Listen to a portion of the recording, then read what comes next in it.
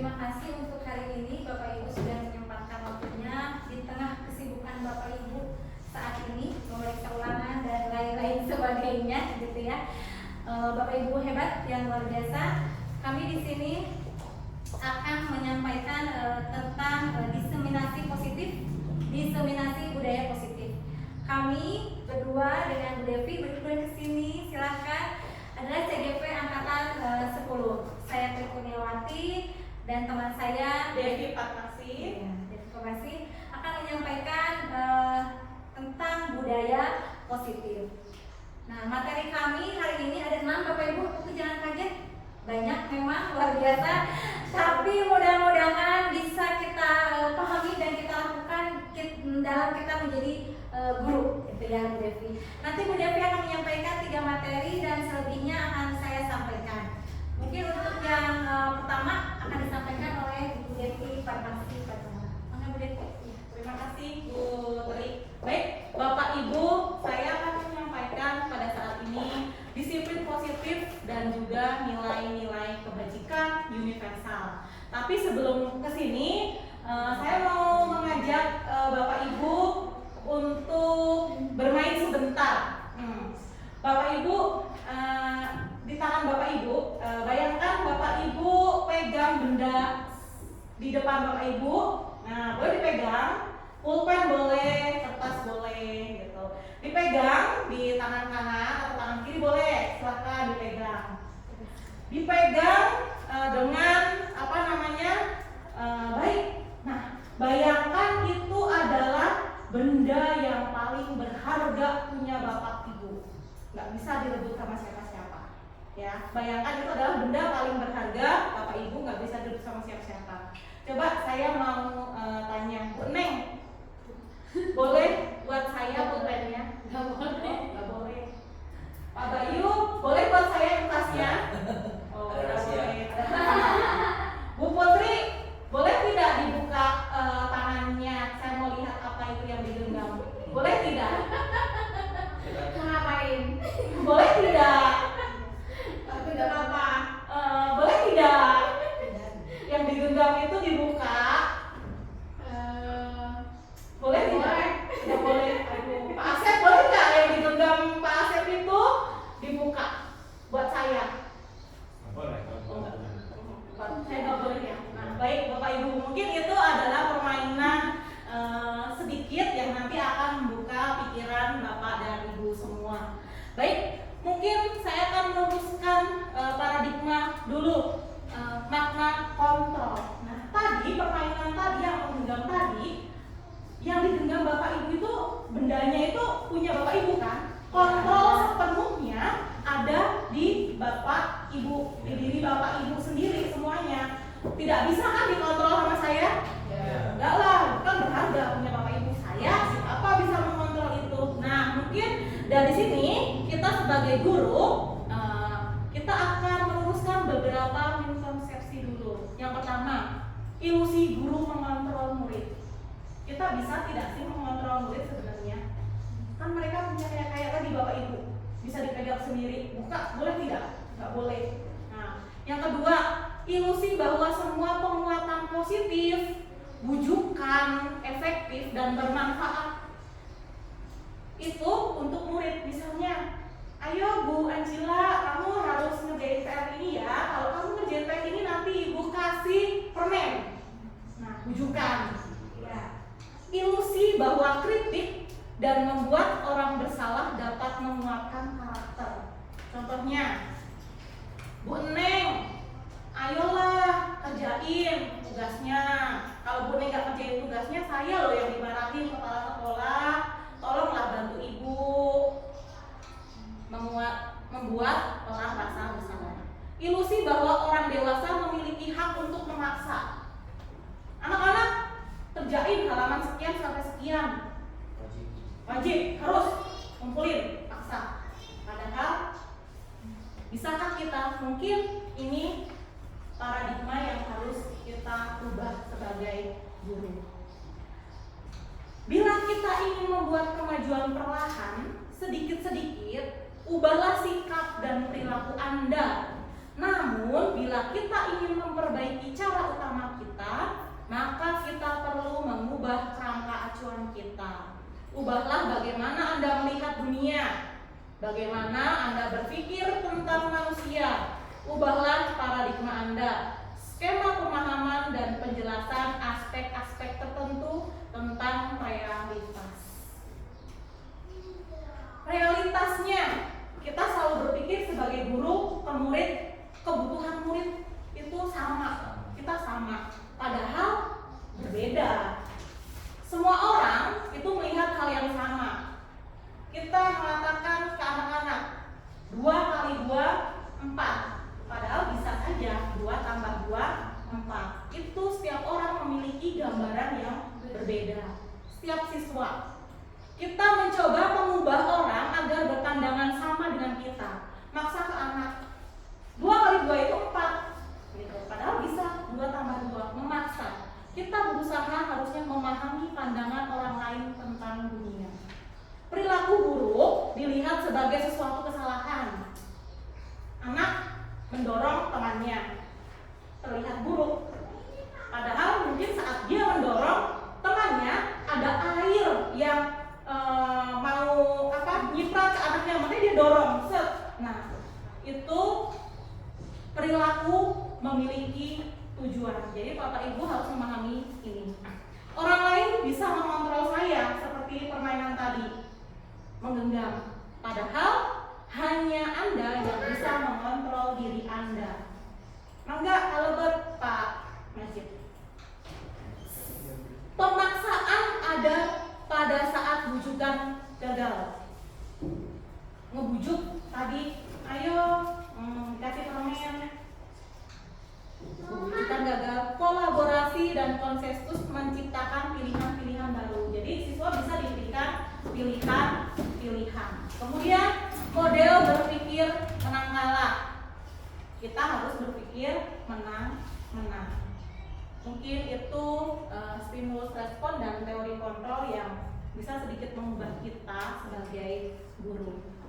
Mungkin ini bisa jadi pertanyaan refleksi Bapak Ibu, bisa direfleksikan sendiri, bisa dipikirkan bagaimana kita berperilaku saat ini di kelas, apakah sudah baik, kemudian mengapa kita melakukan segala sesuatu. Ini bisa direfleksikan. Apakah kita melakukan sesuatu karena adanya dorongan dari lingkungan atau dorongan dari yang lain? Contohnya, berangkat pagi kita guru karena kewajiban. Kalau nggak berangkat pagi nanti kepala sekolah melihat kita kena marah gitu. Jadi ada dorongan. Kemudian, pernahkah Anda melakukan sesuatu untuk mendapat senyuman atau pujian dari orang lain? Kita melakukan sesuatu, berangkat pagi-pagi supaya kepala sekolah melihat, oh hebat, misalnya Gunana hebat, wih berangkatnya pagi-pagi sekali. Nah, itu nanti kita bahas lagi. Disiplin, terkadang kita melakukan sesuatu karena menghindari rasa sakit atau ketidaknyamanan. Terkadang kita juga melakukan sesuatu untuk mendapatkan apa yang kita mau. Tujuan dari disiplin positif sendiri adalah menanamkan motivasi pada murid-murid kita, yaitu untuk menjadi orang yang mereka inginkan dan menghargai diri sendiri dengan nilai-nilai yang mereka percaya. Ketika murid-murid kita memiliki motivasi tersebut, mereka telah memiliki motivasi intrinsik dari dalam diri yang berdampak jangka panjang. Motivasi yang tidak akan terpengaruh pada adanya hukuman atau hadiah. Mereka akan tetap berperilaku baik dan berlandaskan nilai-nilai kebajikan karena mereka ingin menjadi orang yang menjunjung tinggi nilai-nilai mereka hargai atau mencapai suatu tujuan yang mulia. Misalnya, siswa kenapa mau berangkat pagi-pagi? Bukan karena menghindari hukuman, bukan karena ingin dapat pujian wah hebat dari gurunya, tapi memang datang dari dirinya bahwa saya tidak mau terlambat mengikuti pembelajaran karena saya bisa tertinggal pelajaran, bukan karena takut dihukum atau supaya mendapatkan hadiah, tapi dari intrinsik siswa sendiri supaya tidak tertinggal pelajaran. Nah, itu mungkin makna dari disiplin positif. Jadi datang dari dalam diri sendiri. Misalnya lagi kita ke depan pakai helm, takut ditilang, ya kan? Nah, padahal kalau intrinsik itu datang dari dalam diri sendiri. Untuk apa pakai helm? Nah, pakai helm itu untuk keselamatan sendiri. Nah, itu salah satu nanti kegunaan dari disiplin positif. Sebagai pendidik, tujuan kita adalah menciptakan anak-anak yang memiliki disiplin diri, sehingga mereka bisa berperilaku dengan mengacu pada nilai-nilai kebajikan universal dan memiliki motivasi intrinsik, bukan ekstrinsik. Yang intrinsik itu tadi dalam diri ya. Kalau ekstrinsik itu karena hukuman, karena hadiah supaya dapat senyuman, itu namanya motivasi ekstrinsik gitu. Nah, tujuan kita di situ menciptakan anak-anak supaya mereka memiliki motivasi intrinsik. Mungkin ini kemarin sudah pernah dibahas tentang profil pelajar Pancasila, tapi kita akan mengacu pada nilai-nilai kebajikan universal. Apa sih nilai-nilai kebajikan universal yang supaya memiliki motivasi intrinsik? Nah, di sini ada peduli, rajin, integritas, rasa hormat, keterus-terangan. Misalnya anak berkata jujur, gitu. Di sini adalah nilai kebajikannya. Ada keberanian, kebahagiaan, tanggung jawab, kebersihan. Kenapa saya harus membuang sampah pada tempat sampah, gitu. Itu nilai kebajikannya adalah karena dalam diri dia, intrinsik dia punya nilai kebajikan kebersihan dalam diri dia. Jadi dalam anak diri murid itu sudah tertanam nilai kebajikan universal untuk disiplin positif ini. Di sini nilai-nilai kebajikan universal yang saya sampaikan. Berikutnya dari standar pendidikan nasional sendiri. Dalam rangka menciptakan lingkungan yang positif, maka setiap keluarga sekolah dan pemangku kepentingan itu perlu saling mendukung, menghayati, menerapkan nilai-nilai kebajikan yang telah disepakati bersama. Untuk dapat menerapkan tujuan mulia tersebut, maka seseorang pemimpin pembelajaran, siapa pemimpin pembelajaran? Kita adalah pemimpin pembelajaran. Perlu berjiwa kepemimpinan sehingga dapat mengembangkan sekolah dengan baik agar terwujud suatu budaya sekolah yang positif. Jadi dari standar pendidikan nasional sendiri pun bahwa kita seorang pemimpin pembelajaran ini harus mengembangkan sekolah dengan baik agar terwujud budaya sekolah yang positif sesuai standar kompetensi pengelolaan yang telah ditetapkan. Tujuan mulia dari penerapan disiplin positif ini adalah membentuk murid yang berkarakter, disiplin, santun, jujur, peduli, bertanggung jawab, dan merupakan pembelajar sepanjang hayat sesuai dengan standar kompetensi lulusan yang diharapkan. Nah, berikutnya adalah pembahasan tentang teori motivasi, hukuman, penghargaan, dan juga restitusi. Saya di sini akan lebih menyoroti pada teori motivasi, hukuman, dan juga penghargaan. Untuk teori restitusi nanti akan disampaikan selanjutnya oleh Bu Tri. Nah, sebelum kita ke teori motivasi, hukuman, dan penghargaan restitusi, kita akan main games dulu. Gamesnya gampang. Tadi saya sudah kirim di grup WA. Itu bisa juga yang disiplin positif. Ya, selenggarakan games. Kita akan main games ini termasuknya apa seperti itu ya. Boleh di start. Pinnya sebentar lagi muncul. Boleh pakai pin, boleh pakai di scan. Ini pinnya silakan 58 1616. Rumput semangat. Semangat dong. Main game. Iya, ini pinnya 5821616. Nanti kalau udah isi nama, namanya akan muncul di sini. Twing twing gitu. 582 16 Iya, 58216. lebih Tuh, Bu Anjila sudah masuk. Bisa? Kalau tidak bisa pakai handphone yang ini saja. Bu Neneng, Bu Dila. Bisa? Bisa tidak? Bu Neng bisa? Bu April? Masuk. Loading. Loading, ya, nggak apa-apa. Nggak bisa.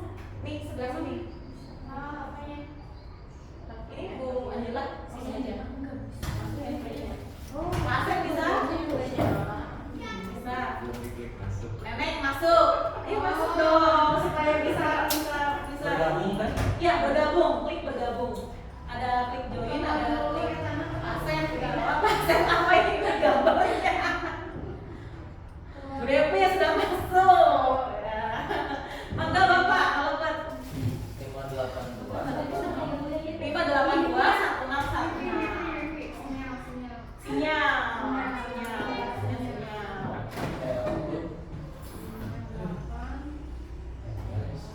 Belum, Pak Bayu belum masuk. Bu April sudah masuk. Iya.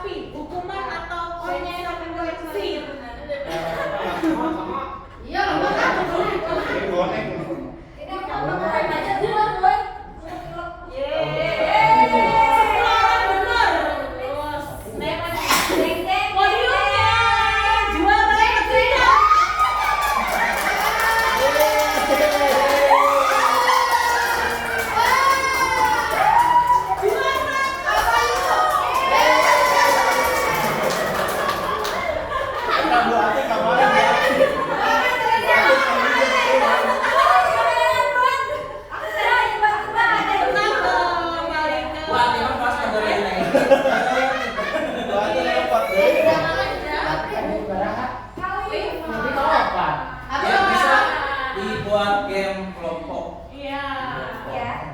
Betul. Yang dosa kan? Nanti ada lagi ya, masih ada lagi. Bapak Ibu, tadi antara hukuman dan konsekuensi sudah bisa membedakan sedikit. Hukuman dan konsekuensi, contohnya anak mengepel lantai karena merupakan air. Tapi jika anak mengepel lantai karena tidak mengerjakan PR, itu seperti tidak ada hukumannya seperti itu. Dan juga nanti kita akan belajar lagi teori motivasi, hukuman dan penghargaan. Tapi sebelum belajar ini, kita akan belajar dulu 3 motivasi manusia. Yang pertama, mungkin sudah dikatakan dari awal, 3 motivasi manusia itu yang pertama untuk menghindari ketidaknyamanan atau hukuman. Betul? Iya. Kan kita nggak mau ya dihukum, nggak mau ditilang seperti itu. Betul.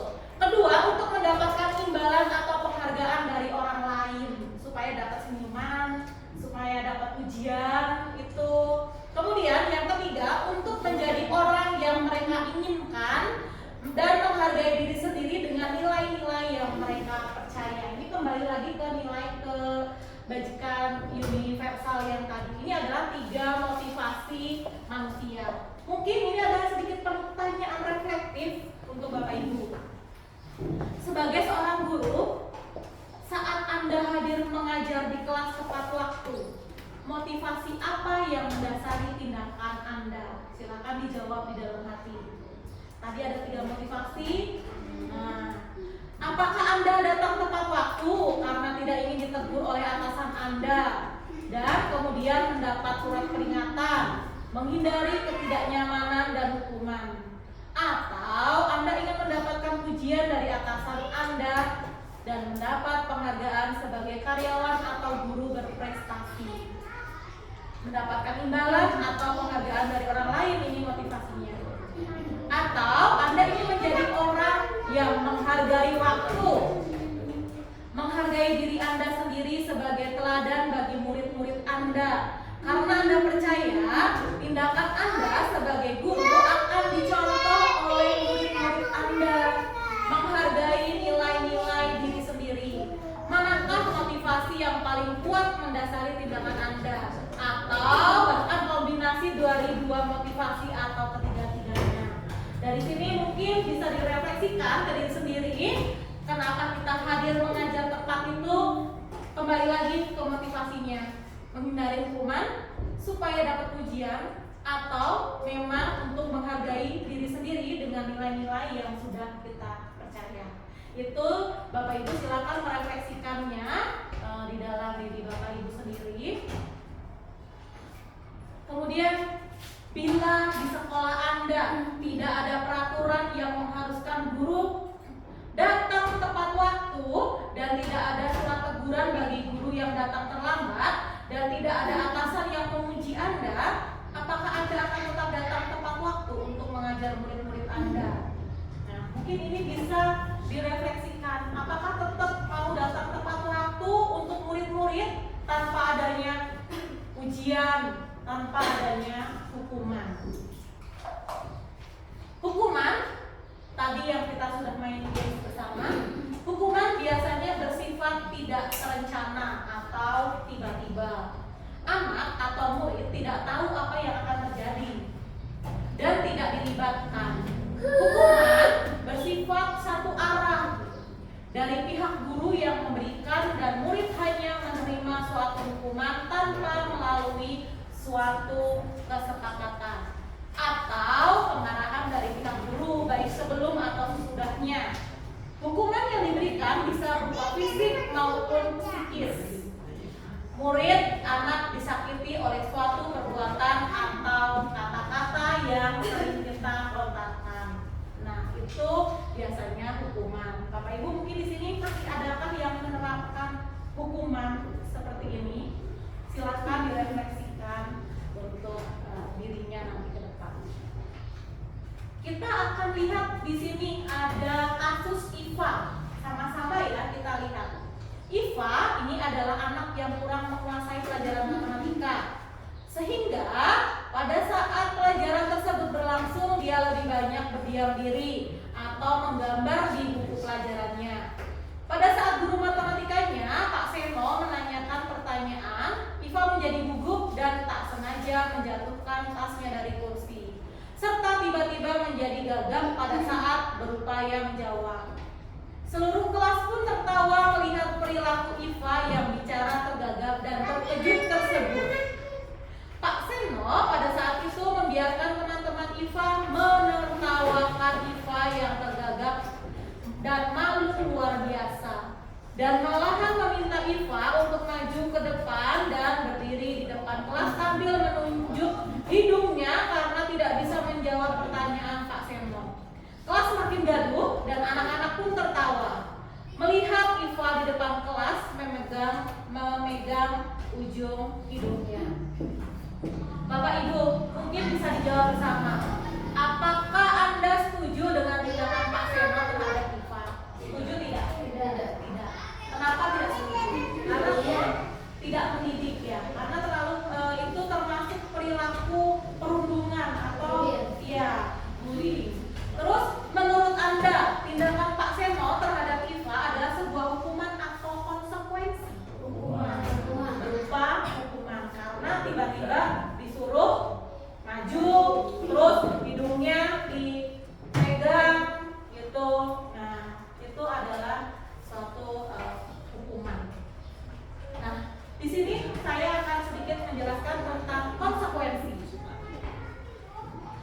Disiplin dalam bentuk konsekuensi itu sudah terencana atau sudah disepakati, sudah dibahas dan disetujui oleh murid dan juga guru.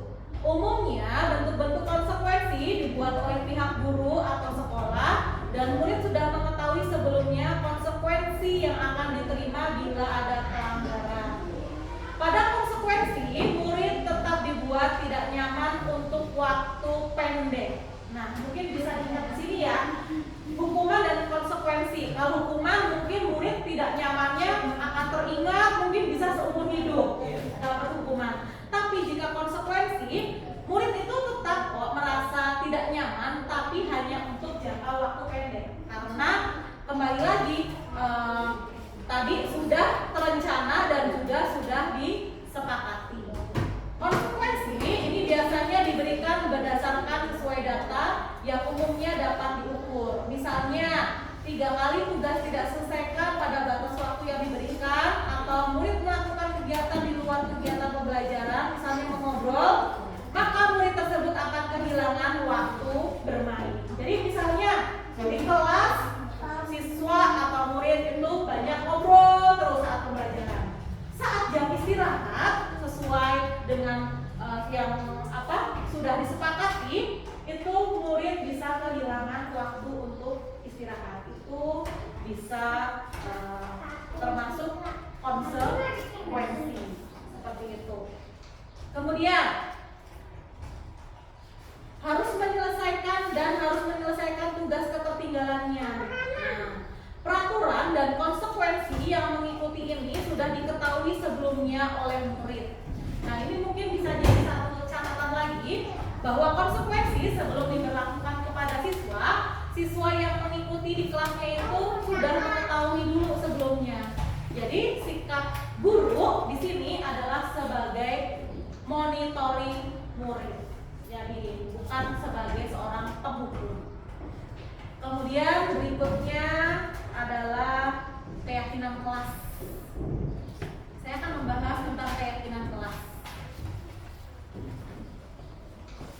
Ada beberapa pertanyaan reflektif mungkin. Mengapa kita memiliki peraturan tentang penggunaan helm saat mengendarai kendaraan roda 2 atau motor? Mengapa kita memiliki peraturan tentang penggunaan masker dan mencuci tangan setiap saat? Kenapa Bapak Ibu harus pakai helm? Supaya apa? Menghindari polisi? Keselamatan? Aturan?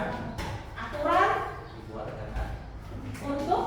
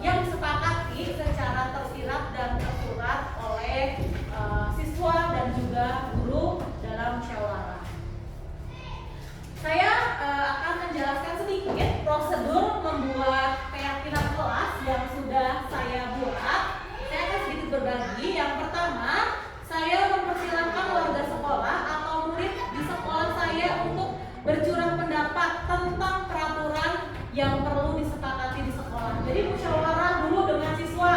Kamu tahu nggak sih apa sih peraturan di kelas? Misalnya, oh saya tahu Bu, tidak boleh mengobrol, tidak boleh memukul, tidak boleh berantem, tidak boleh buang sampah sembarangan, jangan main HP. Nah itu termasuk peraturan. Terus kita tugas sebagai guru adalah mencatat masukan-masukan dulu tadi yang sudah dikatakan. Setelah itu kita menyusun keyakinan kelas sesuai prosedur pembentukan keyakinan kelas. Tadi mungkin Bapak Ibu tidak saya memberikan contoh pakai kalimat negatif. Jangan berlari di kelas atau koridor. Jangan berantem, jangan memukul. Itu semuanya pakai kalimat negatif. Tidak boleh menggunakan kalimat negatif. Jadi di sebelah sana ada peraturan kelas saya yang lama dan di sebelah sana di sebelah kiri ada keyakinan kelas yang baru. Jadi kita itu sebenarnya tidak boleh menggunakan kalimat negatif. Jadi harus kalimatnya positif. Kita ganti berjalanlah di kelas atau koridor. Tapi di sini kan jangan berlari. Tapi kita bisa berjalanlah di kelas atau di koridor. Gitu. Kalau misalnya nih Bapak Ibu kita latihan deh buat dari kalimat negatif jadi kalimat positif. Nah, bisa nomor 1 pasti bisa. Tidak boleh terlambat. Datanglah tepat waktu. Jangan berisik saat belajar. Tertiblah saat belajar. Boleh. Ada lagi? Ada lagi? Fokus dalam belajar. Ikuti kegiatan belajar dengan baik. Nah, kemudian tidak mengejek teman. Itu negatif. Bertemanlah dengan baik. Mengejek itu berarti komunikasi ya. Berarti berbicaralah dengan sopan. Nah, keempat, tidak boleh bertengkar. Kita harus bilangnya saling menyayangi, harus bersahabat dengan temannya. Jadi anak-anak lagi ada yang berantem, tidak boleh berantem. Nah, harusnya bilangnya kita sering ya seperti itu tanpa disadari gitu. Padahal itu kalimat negatif. Jadi ayo bersahabat sama temannya seperti itu. Jangan membuang sampah sembarangan. Jangan pada tempatnya. Buanglah sampah pada tempatnya. Tuh Bapak Ibu guru hebat semua ternyata. Berarti nanti di kelasnya yuk kita buat keyakinan kelas. Jadi keyakinan kelas peraturan kelas yang lama yang sudah Bapak Ibu buat itu silahkan dikaji ulang dengan anak-anak tadi dengan tahapan-tahapan tadi. Biarkanlah anak-anak yang menyebutkan peraturan-peraturannya seperti itu. Guru hanya menuliskannya saja, misalnya bisa di papan tulis atau di kertas kecil dan ditempel seperti itu. Dan kita mengganti kalimat negatif ini menjadi dengan kalimat positif. Kemudian tahap selanjutnya adalah tinjau kembali daftar curah pendapat yang sudah dicatat. Tadi kan sudah jadi kalimat positif. Kita lihat lagi. Anda mungkin akan mendapati bahwa pernyataan yang tertulis di sana masih banyak yang berupa peraturan-peraturan. Jadi selanjutnya ajak murid untuk menemukan nilai kebajikan atau keyakinan yang dituju dari peraturan tersebut. Tahap selanjutnya, tinjau ulang lagi keyakinan sekolah secara bersama-sama. Seharusnya setelah beberapa peraturan telah disatukan menjadi beberapa keyakinan, maka jumlah pernyataan keyakinan akan berkurang. Sebaiknya keyakinan sekolah kelas tidak terlalu banyak. Bisa berkisar antara 3 sampai 7 prinsip keyakinan. Bila terlalu banyak, kenapa? Nanti anak-anak akan sulit mengingatnya. Jadi yang sering terjadi di kelas Bapak Ibu. Karena di kelas 4A, di kelas saya sendiri dengan kelas 4B pasti berbeda keyakinan kelasnya. Karena habit anaknya pun berbeda. Dan ini juga bisa dengan pada saat pelajaran agama. nanti Pak Majid bisa membuat keyakinan kelas sendiri dengan anak-anaknya saat pelajaran agama 3 sampai 7 poin saja. Nah, ini nilai kebajikan tadi harus mengacu ke sini ya, udah 2 kali tadi sudah di depan, jadi ini tidak perlu lagi diingat saja. Nah, di sini mungkin ada contoh sambil kita jawab sama-sama. Kembalikan barang ke tempatnya. Berarti nilai kebajikannya yang mana? Tanggung jawab. Dilarang mengganggu orang lain. Misal ini masih berbentuk peraturan ya Bapak Ibu ya, belum keyakinan. Dilarang mengganggu orang lain. Di sebelah sini Rasa hormat. merasa hormat, ya masuk rasa hormat, betul. Hadir di sekolah 15 menit sebelum pembelajaran dimulai. Disiplin, ya berprinsip, disiplin. Dilarang melakukan kekerasan. Belas kasih bisa, peduli bisa ke temannya. Jadi setiap peraturan ini nanti Bapak Ibu yang sudah diucapkan oleh anak-anak ini, Bapak Ibu masukkan ke nilai-nilai kebajikan mana yang ditujunya, seperti itu. Nah, setelah itu, setelah selesai dibuat, maka semua warga kelas dipersilakan meninjau ulang dan menyetujuinya dengan menandatangani keyakinan sekolah tersebut. Kenapa harus ditandatangani? Karena supaya anak itu merasa kita semua yang membuat. Jadi keyakinan kelas itu nanti akan membuat anak jadi lebih bertanggung jawab atas hal yang sudah dibuatnya itu. Karena kalau peraturan yang dibuat oleh guru kadang dari ini, tapi kalau peraturan yang dibuat oleh anak-anak sendiri dengan musyawarah itu jadi akan lebih membuat anak-anak bertanggung jawab. Dan keyakinan sekolah atau kelas selanjutnya bisa dilekatkan di dinding kelas, tempat yang mudah dilihat oleh semua warga kelas. Ini contoh nih keyakinan kelas 1. Setiap anggota kelas perlu belajar, perlu senang, perlu melakukan tugas, perlu saling menghargai. Setiap anggota kelas perlu merasa aman. Untuk kelas 5, misalnya selalu bersikap positif, senantiasa menjadi diri terbaik, percaya dan menghormati orang lain serta barang miliknya, berkomitmen terhadap setiap tugas, senantiasa membantu. Nah, ini ada di sini hormat, ada bekerja, ada diterima dan dimiliki. Kami meyakini bahwa sangat penting untuk menghormati semua orang dan barang milik orang lain. Ini juga termasuk keyakinan kelas. Ini hanya 3 poin aja. Kami meyakini bahwa sangat penting untuk mengerjakan segala pekerjaan atau mengikuti kegiatan yang telah ditugaskan. Nah, ini bisa termasuk dalamnya banyak. Ada piket bersama bisa masuk di sini karena semua yang telah ditugaskan. Kami meyakini bahwa sangat penting untuk merasa diterima pada suatu kelompok dan saling peduli satu dengan yang lainnya. Nah, itu termasuk keyakinan kelas. Nah, ini video sekilas keyakinan kelas yang sudah saya buat dengan anak-anak dengan diskusi bersama dan di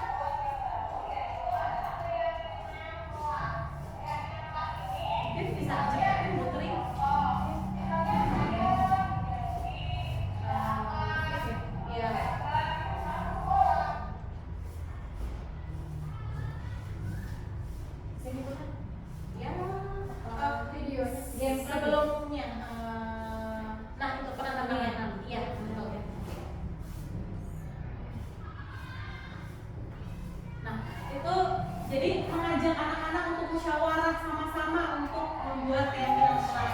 Setelah dibuat itu keyakinan kelas itu harus disetujui bersama. Boleh dengan tanda tangan. Kalau kelas kecil mungkin boleh dengan cap jempol seperti itu. Jadi anak-anak seperti memiliki. Nah, setelah itu pasti yang terakhir harus mengucapkan bahwa sudah ada keyakinan kelas dan harus kita sama-sama meyakini bersama keyakinan kelas tersebut. Nah, mungkin di sini bisa dilihat keyakinan kelas yang saya buat itu nilai kebajikan universalnya adalah menghormati. Saya menghormati teman satu sama lain, guru dan semua materi yang dipelajari di kelas. Lalu untuk kehadiran, saya akan datang tepat waktu untuk setiap jam pelajaran di kelas. Jujur, saya mau berani mengakui kesalahan dan mengungkapkan kejadian dengan jujur. Kemudian ada penggunaan handphone. Saya menggunakan handphone selama sesi di kelas jika ada izin sebelumnya dari guru untuk pendidikan. Untuk komunikasi, saya akan bersikap sopan dan santun dalam setiap kegiatan pembelajaran. Untuk partisipasi, saya akan ikut aktif dalam setiap kegiatan pembelajaran. Untuk saling menghargai, saya akan menghargai teman yang sedang berbicara atau mengungkapkan pendapat. Ini adalah contoh keyakinan kelas yang sudah saya buat dan juga saya terapkan di kelas saya, khususnya kelas 4. Nah, ini keyakinan kelas yang dibuat juga oleh Bu Tri di kelasnya.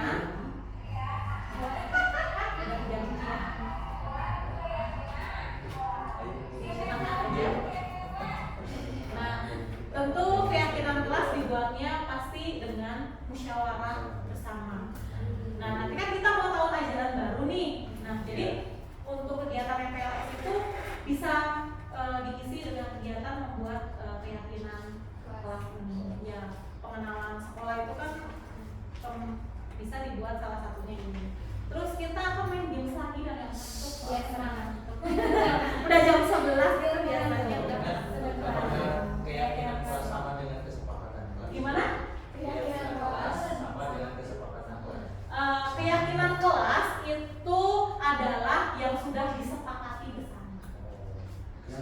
Tindak lanjutnya. Iya, betul. Untuk keyakinan kelas apakah guru yang membuat atau bersama-sama dengan Bersama-sama dengan siswa. Jadi siswa mengeluarkan pendapatnya. Tindak lanjutnya. Untuk kelas bawah itu seperti kelas 1, 2, 3 apakah mereka itu bisa enggak untuk menulisnya gitu ya. Untuk kelas 1, untuk kelas 1, 2, 3 nanti bisa di apa namanya, misalnya kamu tahu nggak sih peraturan itu apa, nanti saya Bu tidak boleh ini. Nah, nanti ibu gurunya bisa menuliskannya, jadi anak-anak mencatatnya. Oh, jadi misalnya peraturannya, oh tidak boleh tidur ya Bu ya gitu, tidak boleh memukul temannya. Nah, itu guru yang akan mencatatnya, mengarahkannya. Guru yang akan mencatatnya, mungkin tidak perlu di papan tulis kalau kelas 1 belum bisa membaca gitu. Tapi untuk kelas 2, 3 mungkin bisa di papan tulis. Nah, setelah itu guru bisa membuat kalimat positifnya sendiri seperti itu. Untuk yang tadi seperti yang tadi sebelahnya itu, jadi mungkin Bapak Ibu guru sebelah sini peraturan dari anak dulu ditulis seperti ini di sini. Kemudian kalimat positif yang Bapak Ibu guru nanti akan buat di sebelah sini. Jadi kalimat positifnya ya tetap Bapak Ibu guru ya membuat untuk anak yang kecilnya seperti itu, kelas bawahnya. Iya, sama-sama. Jadi benar setelah kita kan dari anak itu berbentuk pengaturan dan kesepakatan. Iya. Masih kalian menerima hukuman, masih kalian menerima yang bukan menurut positif. Iya. Kita yang mengubah. Betul. Mengarahkan. Nah, selanjutnya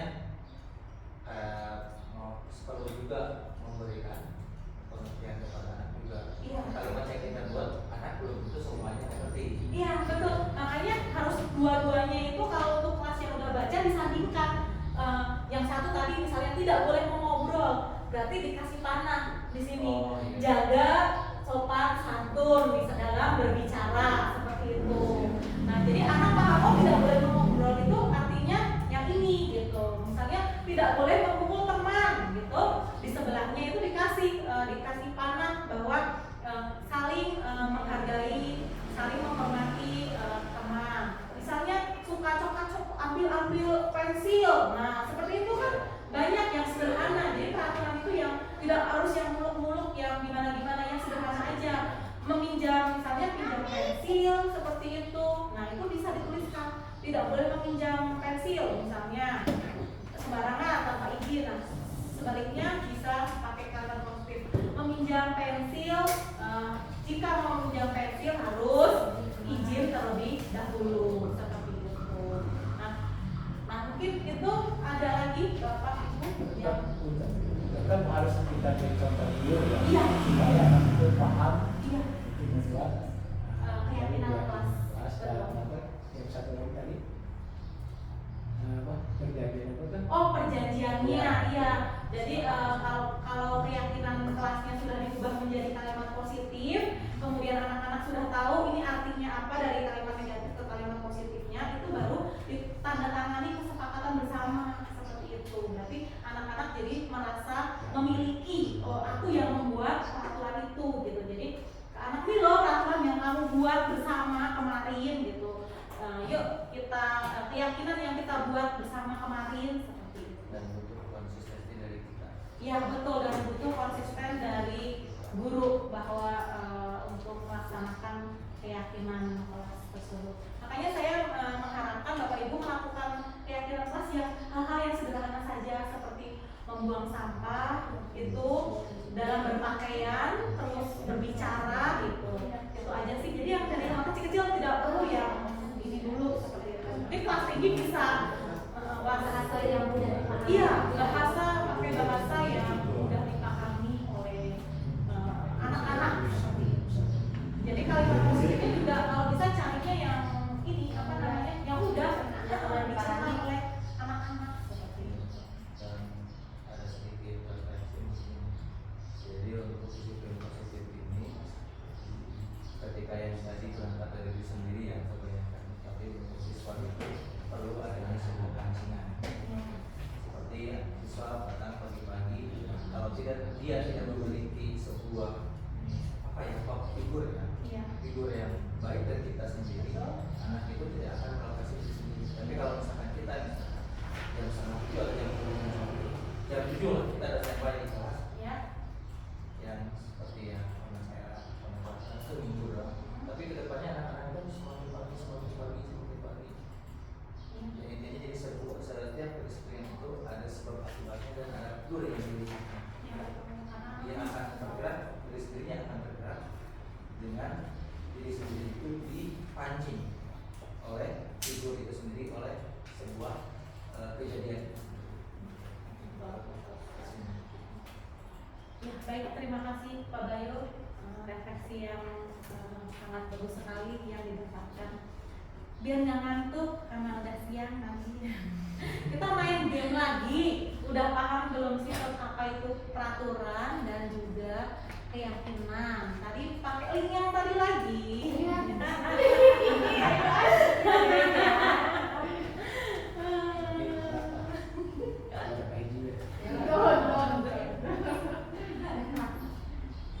Start, kita start. Ya.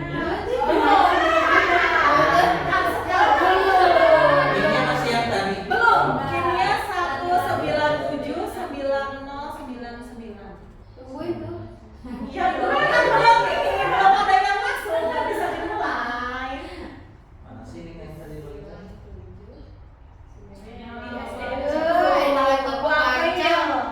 Gimana sih? Enggak, kalau dari aku cepet tekan. Nggak bisa.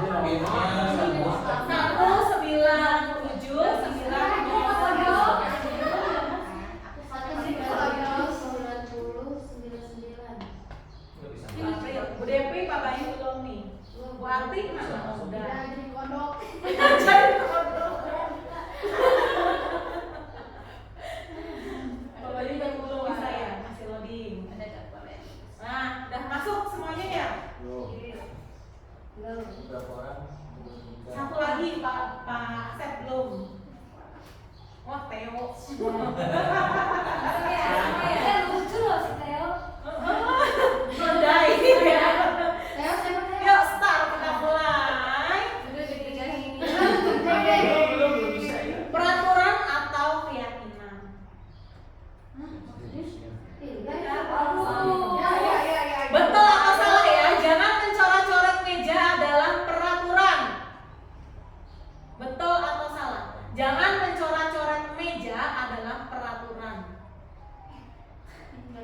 Betul apa Betul salah? salah. Awas ada. Jangan. Jangan. Ya, Jangan. jangan.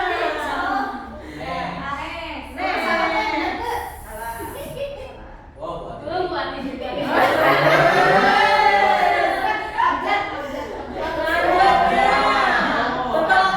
Saya meyakini untuk saling menghargai adalah peraturan. Saya meyakini untuk saling menghargai adalah peraturan. Betul atau salah? Betul atau salah? Ini Kayaknya banyak kejebak.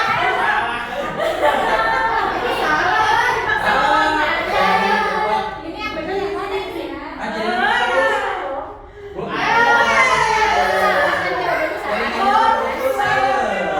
Jawabannya salah. jaringannya terputus. Next, saya mau menghargai guru dan teman di sekolah adalah keyakinan. Saya mau menghargai guru dan teman di sekolah adalah keyakinan. Betul salah? Salah. Saya mau menghargai guru adalah keyakinan.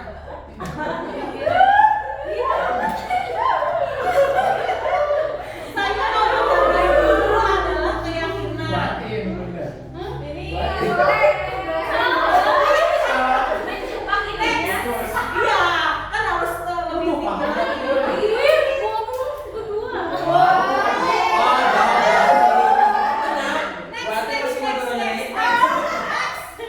Tidak boleh membuang sampah sembarangan adalah peraturan. Tidak boleh membuang sampah sembarangan adalah peraturan. Makanya ada kata Salah ngeklik. I know. Kurang salah. Betul, ya kan tidak. Kalau tidak itu peraturan, ya kan? Ya kan, tidak. Kalau yang oh yang 3.000. Ya bisa ya masih banyak. Tambah lagi. Saya akan menjaga kebersihan lingkungan sekolah adalah keyakinan. Saya menjaga kebersihan lingkungan sekolah adalah keyakinan. Betul atau salah? Jebakan. Jebakan. Ini banyak jebakan.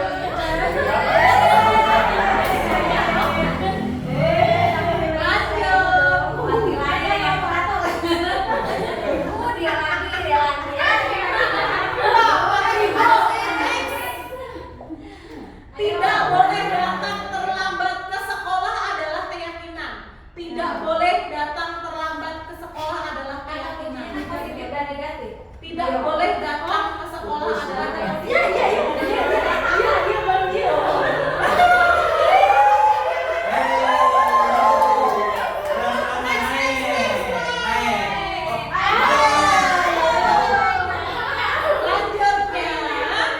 Lanjutnya, saya akan memulai pembelajaran tepat waktu adalah keyakinan. Saya akan memulai pembelajaran tepat waktu.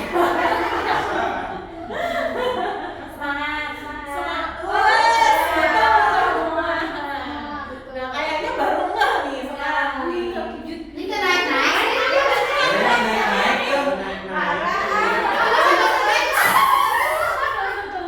Saya meyakini untuk menjaga perkataan saya adalah keyakinan. Saya meyakini untuk menjaga perkataan saya adalah keyakinan.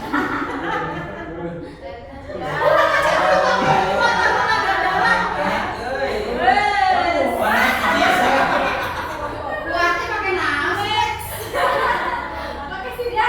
Jaringannya keras ya. Tidak boleh berkata kasar adalah keyakinan. Tidak boleh berkata kasar adalah keyakinan. Tidak. Tidak itu keyakinan.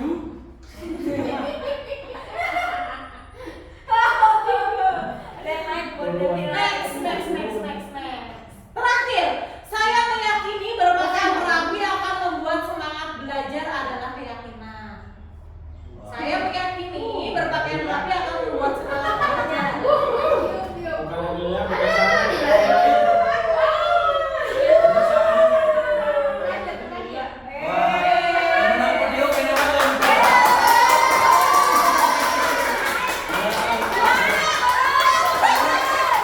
Harus dipotong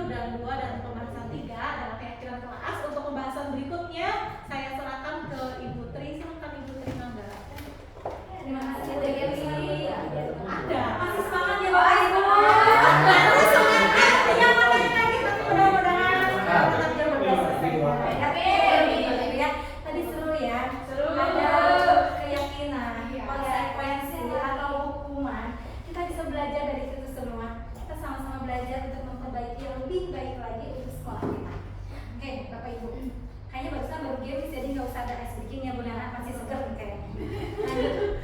Maksud pertanyaannya Oke, di sini Bapak Ibu, saya akan membahas tentang kebutuhan dasar manusia dan dunia berkualitas.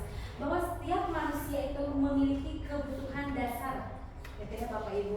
Seperti apa sih? Nah, saya waktu awal-awal juga bingung, apa sih dunia yang berkualitas, gitu ya.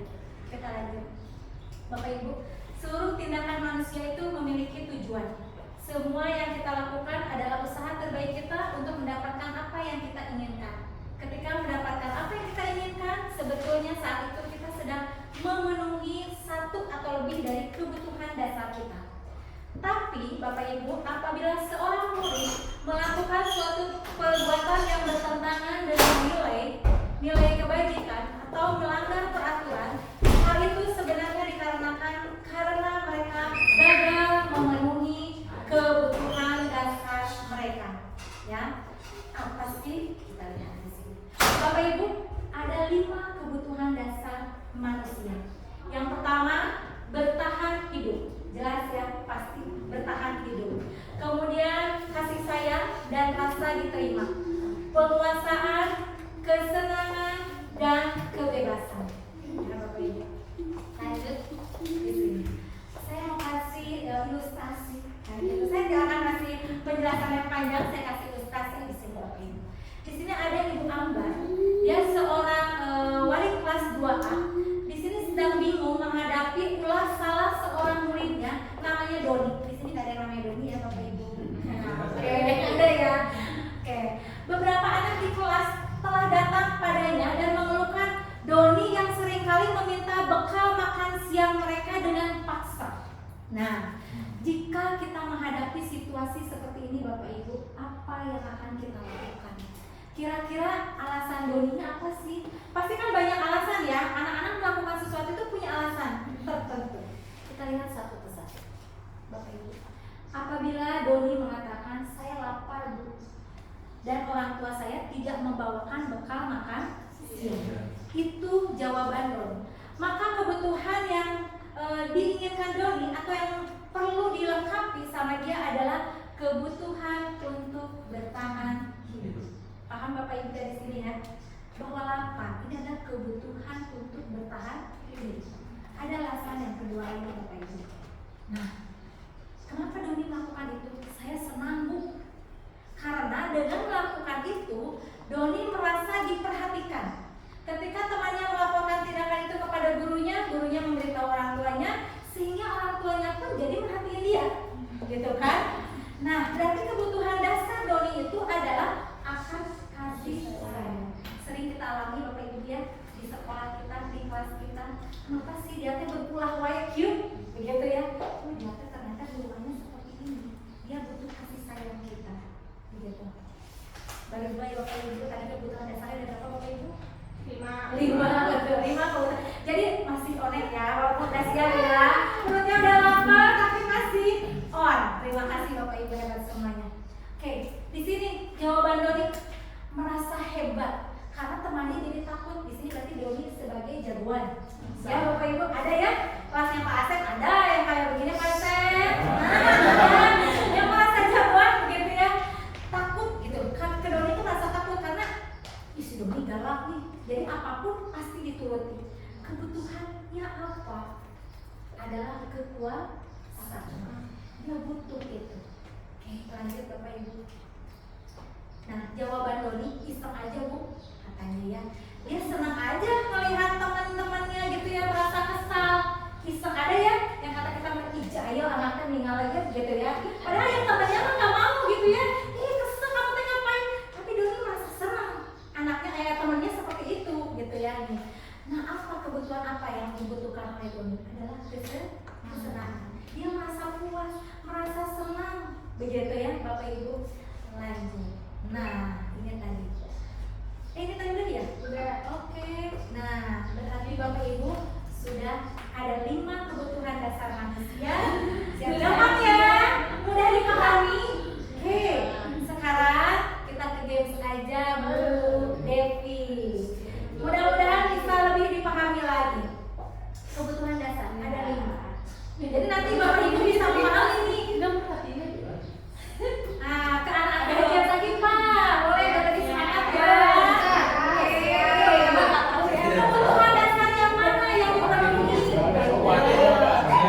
tadi kamu sebenarnya. Mungkin kalau Pinnya 8883537. 8-nya 3 kali. 35. Kayaknya masih harus pindah ke tempatnya dulu. Biar cepat gitu ya kalau pindah. Mana buatnya hadiah nih? Ya, siap. Ih, masa begitu? Iya, itu Berarti yang anak-anak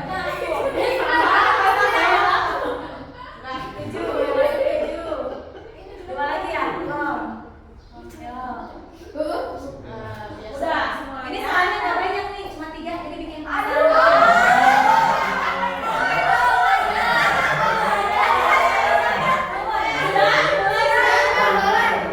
Nah, ayo. tapi orang kata baik.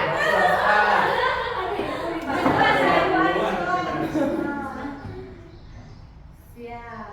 Ah, ini bukan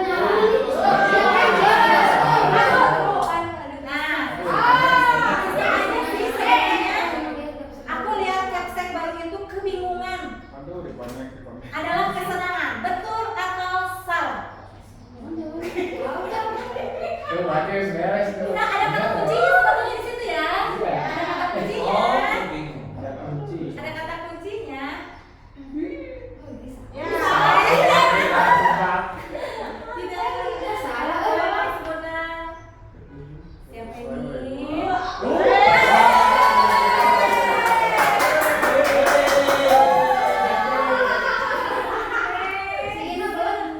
Nih, ya biar dia kenal dan aku nantinya bisa dekat sama dia dan bekerja bareng sama dia. Kayaknya orangnya baik. Bapak Ibu ini termasuk kesenangan, penguasaan, cinta kasih sayang, atau kebebasan. Ayo, jawab. Yang mana Bapak Ibu? Ayo. Aku nantinya bisa dekat sama dia. Itu kata kuncinya. Ya Karena kan? kasih sayang. Ah, bisa kerja bareng sama dia.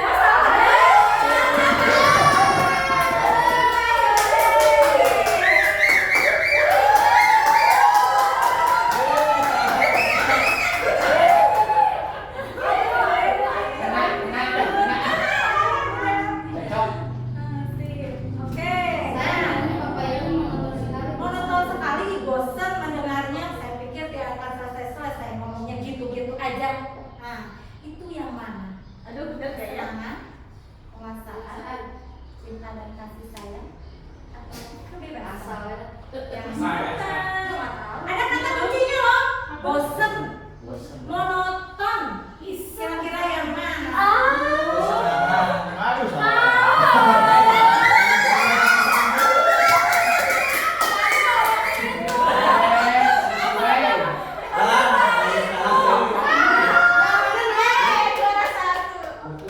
Siapa?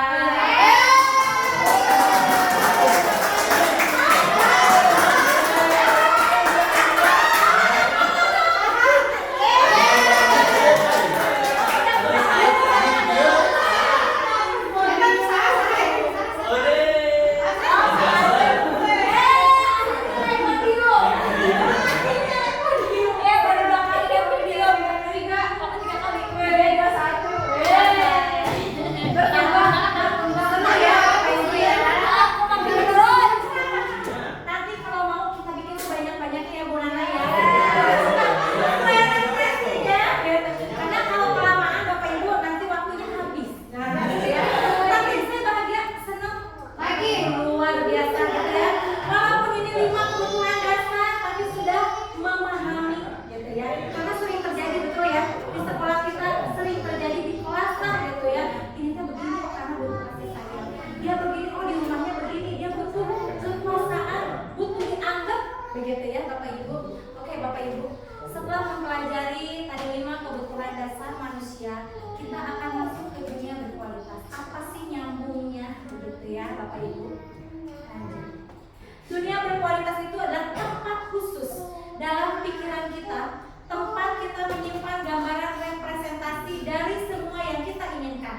Bisa berupa orang, hal-hal atau apa saja yang terbaik dalam hidup kita dan membuat kita merasa bahagia dan terpenuhi kebutuhan kita. Contohnya mungkin saya tahu nih Bu, Anzila sukanya jalan-jalan. Itu adalah kebahagiaan buat dia gitu ya. Kayaknya bahagia, betul nggak Mbak Anzila? Itu kepuasan. Setiap orang berbeda, begitu ya. Oke. Kebutuhan dasar itu bersifat umum dan universal, tapi dunia berkualitas itu lebih unik dan personal, gitu ya. Oke. Murid kita juga Bapak Ibu mempunyai gambaran dunia yang berkualitas untuk mereka. Tentunya sebagai guru kita ingin mereka memasukkan hal-hal yang bermakna dan nilai-nilai kebajikan yang hakiki di dalam dunia berkualitas mereka. Begitu pula guru dapat membangun interaksi yang memperdayakan dan memerdekakan murid. Maka murid akan meletakkan dirinya sendiri sebagai individu yang positif dalam dunia berkualitas. Karena mereka menghargai nilai-nilai kebajikan yang tadi sudah dibahas sama Bu ya, nilai-nilai kebajikan. Maksudnya apa sih? Tadi sudah ya, dunia berkualitas itu adalah sesuatu yang personal, yang unik, yang ada di diri kita, mengabaikan orang lain. Biarin orang lain seperti apa, begitu kan? Tapi itulah saya merasa bahagia ada di situ. Tapi intinya Bapak Ibu tidak meluas ke sana, tapi kita mengerucut ke murid di sini. Apakah murid-murid dan guru di sekolah kita selama ini meletakkan sekolah dan pengalaman mereka di sekolah sehubungan dengan dunia berkualitas ini berada di dalamnya atau di luar? Paham maksudnya Bapak Ibu? Jadi kita harus menciptakan pendidikan atau sekolah yang menyenangkan untuk murid-murid. Supaya apa? Supaya meletakkan sekolah itu di dunia berkualitasnya mereka. Supaya mereka itu mau datang ke sekolah dengan senang. Paham maksudnya? Nah, begitu ya. Jadi supaya sekolah ini tuh menjadi dunia berkualitasnya mereka. Berarti kita sebagai guru harus menciptakan sekolah yang nyaman buat mereka. Sekolah yang menyenangkan. Kemarin ada kan yang di pertemuan pertama nih, saya ingin menjadi guru yang dirindukan oleh anak-anak. Makanya jadikan sekolah ini sekolah yang dirindukan, yang didambakan oleh anak-anak, supaya anak-anak mau datang ke sekolah, bahagia ke sekolah teh, begitu ya. Jangan karena dipaksa sama orang tua. Begitu maksudnya Bapak Ibu. Kita sama-sama berintrospeksi diri. Apakah kita semua sudah menempatkan sekolah sebagai dunia berkualitas kita semua? Oke Bapak Ibu, siap. Lanjut ya. Nah ini lanjutkan, ada 5 posisi. Supaya nggak serius ya Bu Devi, mau berdiri dulu. Kayaknya aku serius banget ya. Karena ada yang komen begini, buat Dimas serius deh. Aku, ayo kita main. Tapi nggak akan lompat-lompat kok. Gitu ya. Apa ya? Ini juga dapat nyontek dari YouTube ya, Bapak Ibu. Oke, ini Bapak Ibu. Permainannya adalah ibu guru berkata, karena saya dulu ya, ini boleh diganti, boleh Bapak Ibu nanti diterangkan di kelas boleh, supaya anak-anak gak stres, gak jenuh. Ibu guru berkata, kalau misalnya ibu guru berkata, angkat tangannya ke atas, berarti angkat tangannya ke atas. Ibu guru berkata, pijit hidungnya, berarti pijit hidungnya. Paham ya? Kalau ada ibu guru berkata, lakukan apa yang ibu guru katakan.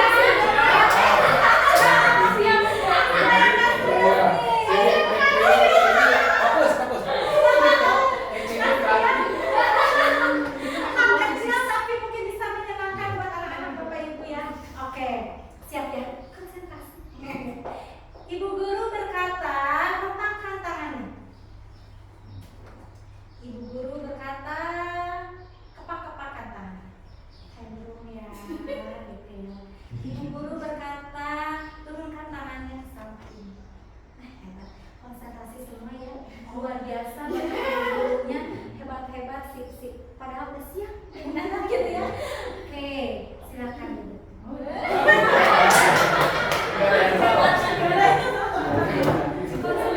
Benar kan ini? Benar kan? Karena ada ibu guru berkatanya. Silakan. Oh iya.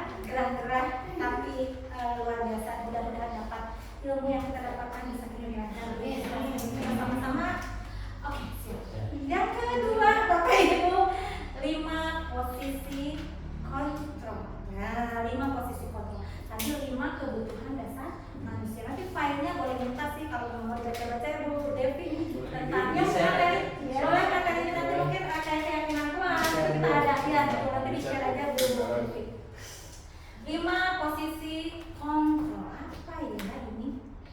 Oke. Nah, Bapak Ibu, kita sebagai guru ada 5 posisi kontrol. Tapi ini tidak tahu harus diletakkan di mana. Begitu ya.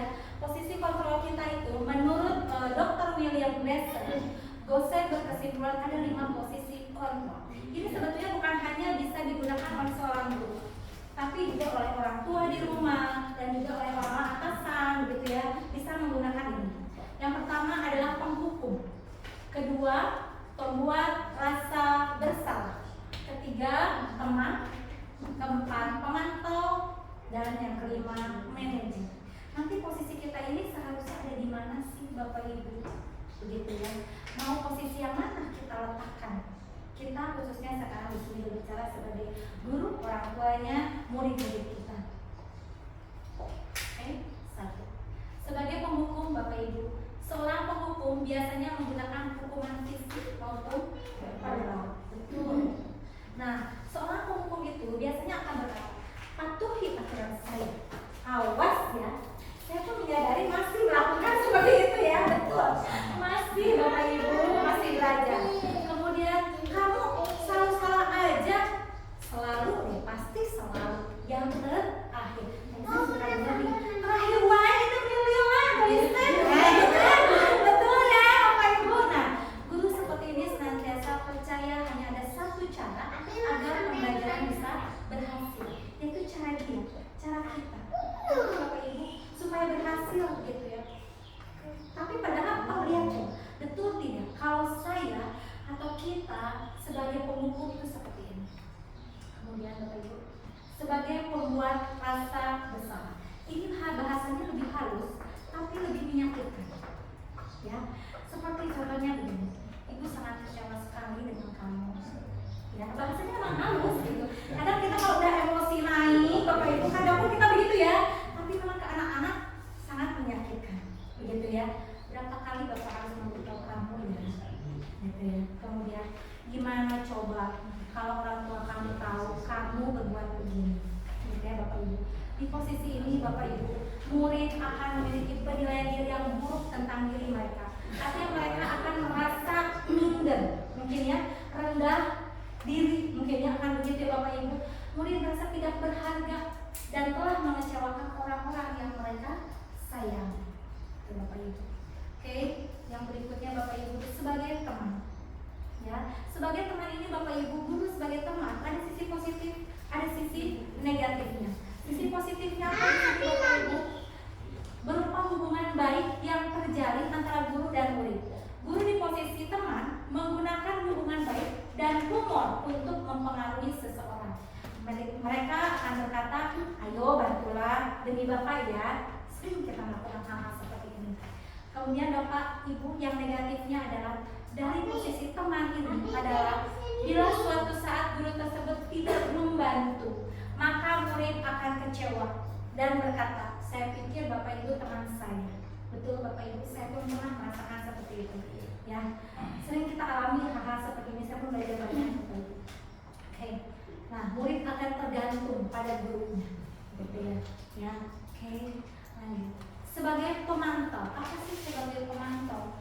Memantau berarti mengawasi. Pada saat kita mengawasi, kita bertanggung jawab atas perilaku orang-orang yang kita awasi.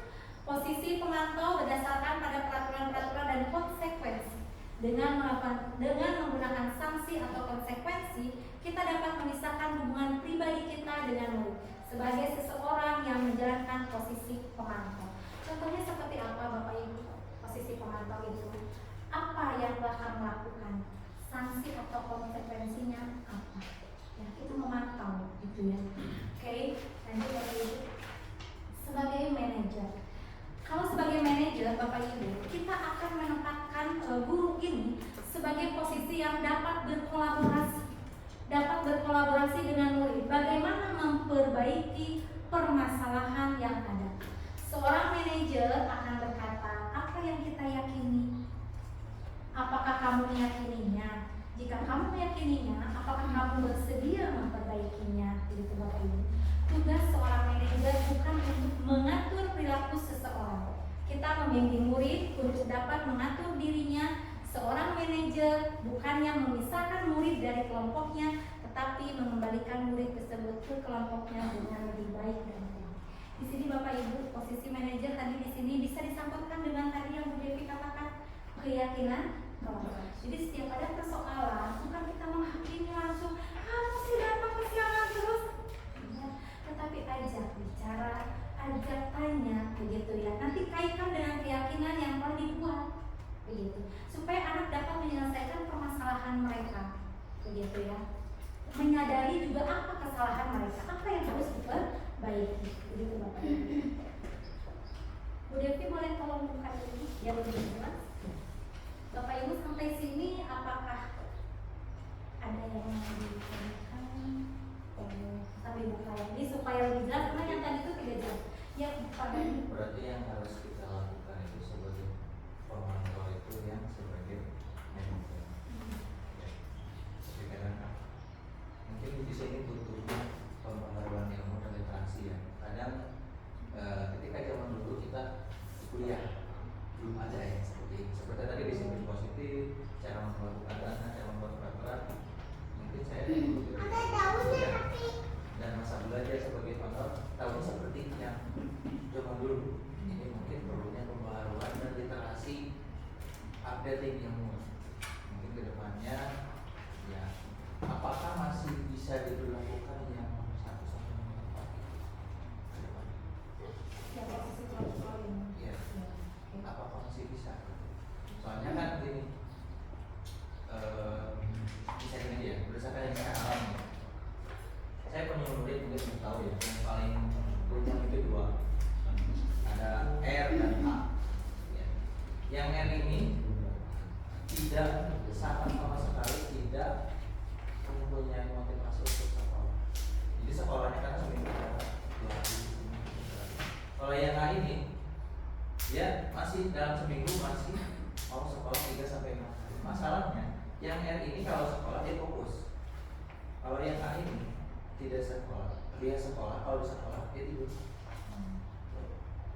Ketika sudah diberlakukan bahwa kita selalu sebagai teman, ditanya apa masalahnya ini, ketika dibantu sekali kesananya jadi betul, jadi ketergantungan, dihukum seperti yang tadi menghukum KS, malah jadi tambah parah, tidak juga sekolah, yang akhir sekolah, yang apa lagi. Kemudian tadi yang satu lagi sebagai pemantau, kita tahu kamu ini hukumannya ini malah makin aman. Ketika diberlakukan keyakinan kelas, seperti yang tadi Bu sebagai manajer, mungkin waktu yang dibutuhkannya itu sangat luar biasa, karena ketika kita cek keadaan di rumah berdasarkan kondisi, ya karena memang kembali kepada keluarganya yang sebenarnya seperti itu.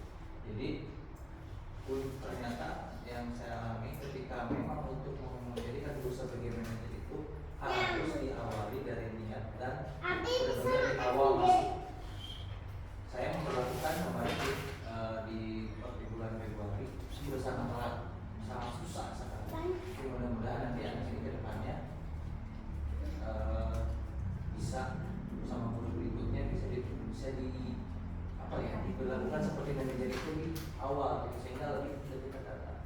Tapi kembali lagi ketika memperlakukan manajer itu tetap saja kita masih ada batas, masih dihukum. Jadi pertanyaannya apa boleh gitu? Kalau ketika memang sudah mentok ini mentok lagi, balik lagi ke hukuman. Terima kasih Pak Bayu atas segala masukannya. Permasalahan kita memang banyak ya. Kadang begini Bu udah nggak bisa, begini nggak bisa, begitu nggak bisa. Memang Bapak Ibu itulah tadi sampai tahunnya ya dari awal kita harus tahu dulu kebutuhan dasar anak-anak. Kebutuhan dasarnya apa? Yang dibutuhkannya apa? Kayak misalnya anak di rumahnya keras, di sekolahnya nanti dia butuh kasih sayang. Jadi memang tugas kita sebagai guru ini luar biasa Bapak Ibu. Mungkin pertama memang seperti Pak Bayu sudah lakukan harus konfirmasi. Kita harus mengetahui dulu keadaan keluarganya Bapak Ibu. Keadaan keluarganya seperti apa, dia seperti apa di keluarganya. Baru kita bisa melakukan tahap-tahap berikutnya Bapak Ibu. Memang mengubah karakter, mengubah anak itu tidak semudah membalikkan telapak tangan. Semua butuh proses, begitu Bapak Ibu. Butuh proses. Ada anak yang langsung berubah misalnya bisa gitu ya. Ada anak yang memang harus terus seperti itu Bapak Ibu, tapi segalanya adalah proses Bapak Ibu gitu. Itu Bapak Ibu ada Dan yang tadi yang yang 5 itu ada semua masuk.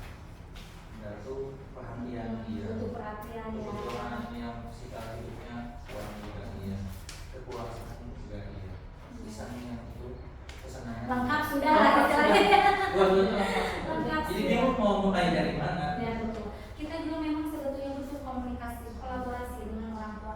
Kita tidak bisa sendirian Bapak Ibu. Itulah kita itu memang kalau guru itu memang di sekolah dan di luar sekolah istilahnya kita memang harus semua ya gitu ya.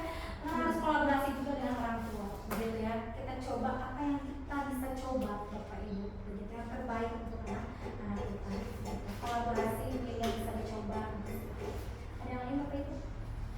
Boleh Pak? Ya. Karena saya merampas Bapak, Ya. mungkin yang ini sama ya. Nah ini apakah yang 5 posisi kontrol institusi ini pernah sebagai guru itu bisa supaya ada perubahan tingkah laku anak, apakah bisa nggak memilih salah satu untuk nantinya kita berpindah kepada posisi kontrol yang lain? Misalkan contoh saya kalau kelas 3 itu kalau sudah nggak kondusif, itu saya biasanya masuk ke dalam jiwa mereka, kita selaku teman. Nanti kalau sudah kondusif lagi, kita baru bisa nggak pindah ke posisi kontrol yang lain ya. Oke, terima kasih Pak atas pertanyaannya. Mungkin sih kita bisa sharing, Bapak Ibu bisa saling melengkapi.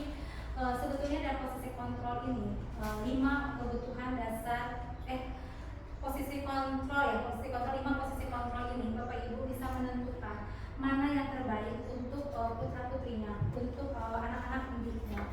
Kalau Bapak Ibu bisa memutuskan sendiri. Di sini bisa ada Bapak Ibu misalnya memilih penghukum, memang ada dampak mungkin negatifnya untuk setiap anak Bapak Ibu. Jadi saya pun tidak bisa mengatakan posisi penghukum itu baik, karena ada anak yang memang harus dikasarin, misalnya gitu ya, dengan kasar anak diam gitu ya. Tapi itu ada sisi negatif dari setiap anak gitu Bapak Ibu. Di sini ada contohnya Bapak Ibu, misalnya jika guru menghardik sebagai penghukum nih Bapak Ibu, menghardik, menunjuk atau menyakiti, menyindir anak, penghukum Bapak Ibu. Guru akan berkata, kalau kamu tidak melakukannya, saya akan dikritik begitu ya, saya akan apa gitu macam-macam. Nanti guru dikritik banget. Nah, kemudian hasilnya anak akan seperti apa? Anak akan memberontak atau pendendam Bapak Ibu. Nanti Bapak Ibu ingin menghasilkan anak seperti apa? Ini nyambungnya Bapak ya jawabannya. Kemudian murid akan berkata, saya nggak peduli. Begitu ya. Semakin keras mungkin anak semakin keras. Saya nggak peduli. Lanjut. Nah, Bapak Ibu. Nah, dampaknya pada murid adalah murid akan mengulangi kesalahan berulang kali, perilaku menjadi agresif. Dan akhirnya Bapak Ibu yang lagi ke dunia berkualitas, murid akan meletakkan guru di luar dunia yang berkualitas. Paham ya? Apa? Maksudnya jadi guru dan anak mungkin dengan cara penghukum, nanti anak malah akan nggak mau datang ke sekolah, karena dia meletakkan sekolah atau guru, kan guru di sini yang misalnya kasar sama kita, dia akan nggak mau gitu, malah nggak mau datang ke sekolah. Atau yang baiknya, Bu Devi boleh naik ke atas. Contohnya di sini, sebagai teman, guru membuatkan alasan untuk murid-murid. Ini sebagai teman ya, guru akan berkata, lakukan demi Bapak ya, sudah dong, ayo gitu ya. Nah, kemudian hasilnya akan apa? Anak akan ketergantungan. Murid akan berkata, saya pikir Bapak, nah kayak tadi kan yang saya bahas nih, Bapak yang akan bantuin saya terus. Jadi dia ketergantungan terus. Nah, Bapak Ibu lanjut. Nah, lanjut. Nah, murid akan meletakkan guru sebagai orang yang penting, sebagai orang yang penting dalam dunia berkualitas. Jadi mereka pentingnya, tapi negatif ya. Pentingnya itu akhirnya dia akan ketergantungan terus, begitu. Tapi coba apabila kita ada di sisi manajer, jadi Bapak Ibu nanti bisa memilih mana yang terbaik untuk anak-anak kita. Posisi yang mana? Kemarin itu ada pertanyaan. Ya seperti Pak Bos katakan, kadang kan kita harus ada di posisi penghukum. Kadang saya pun harus ada di posisi sebagai teman. Saya pun begitu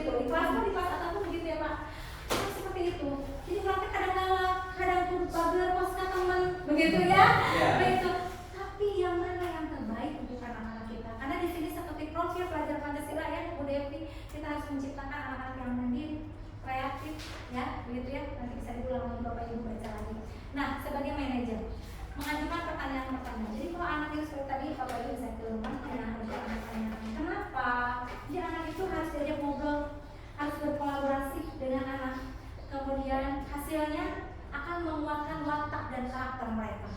Jadi kalau istilahnya dalam mudah dibuatkan waema, mau mandiri begitu ya istilahnya. Nah, ajak komunikasi. Kemudian murid akan berkata, bagaimana caranya ya supaya saya bisa memperbaiki keadaan saya ini. Jadi seperti yang Bunda sampaikan tadi, timbul motivasi intrinsik dari dia. Jadi jangan dari luar, karena dari luar itu tidak akan bertahan lama. Tapi kalau motivasi dari dalam itu akan bertahan lama, akan kuat. Begitu Bapak Ibu. Jadi timbul rasa bagaimana ya supaya saya itu bisa kalau kesiangan, bagaimana supaya saya ke sekolahnya nggak kesiangan lagi. Jadi timbulkan rasa anak itu bagaimana caranya supaya saya nggak kesiangan lagi. Begitu Bapak Ibu. Kemudian di sini Bapak Ibu, nah dampaknya pada murid tadi, dia akan mengevaluasi dirinya, bagaimana menjadi diri yang lebih baik. Ini yang posisi manajer Bapak Ibu. Jadi Bapak Ibu nanti bisa lihat posisi mana yang harus diterapkan kepada anak-anak kita, mana yang terbaik. Nah kaitannya dengan dunia berkualitas Bapak Ibu, di sini akan menciptakan murid yang meletakkan dirinya sebagai individu yang positif dalam dunia berkualitas. Jadi dia akan meletakkan dirinya itu, aku yang the best nih, gitu. Kalau dia merasakan aku yang the best, pasti dia akan memberikan yang terbaik untuk dirinya. Gitu. Paham mungkin Bapak? Boleh. Ada yang menambahkan, Bu Devi, Rayu, yang lain? Nanti bisa cari lagi apa? Terima kasih Bapak Ibu. Ada yang lainnya juga. Di sini memang berat ya Bapak Ibu, rasanya berat, tapi kita coba perlahan-lahan gitu ya ke kampanye.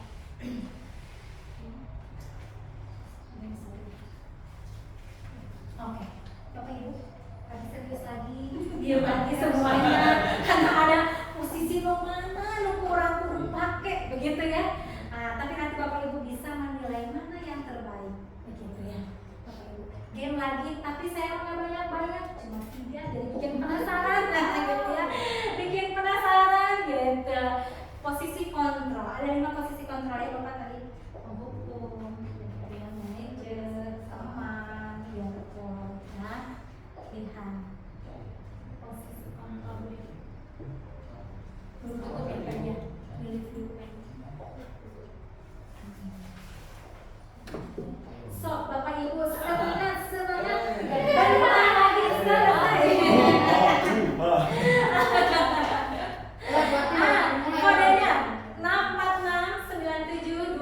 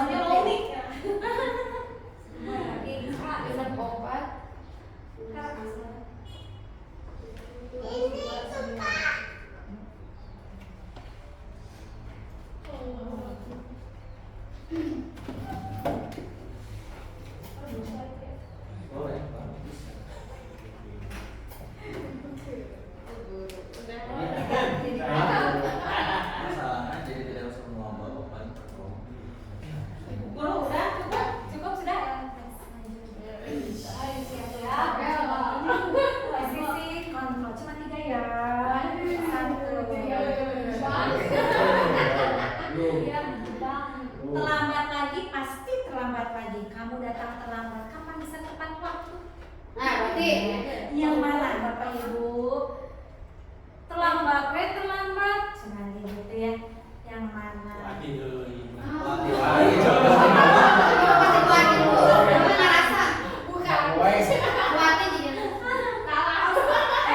Yang benar yang mana sih? Yang biru, yang biru. Yang biru ya. Saya juga ada masalah. Bukannya Pembuat rasa bersalah. Oh iya. Yang merah. Yang benar yang Yang yang biru, yang Chris ya. yang merah. Chris. Mau yang Next. Iya. Itu kan mengakhiri Bapak Ibu. Kalau terlambat kan harus ditanya dulu ya. Alasannya Lanjut. apa? Oke, lanjut. Nah, kamu ini gimana ya? Kamu sudah berjanji dengan ibu tidak terlambat lagi. Nah, ini lebih halus ya? Lebih halus ya? Lebih halus. Masalah.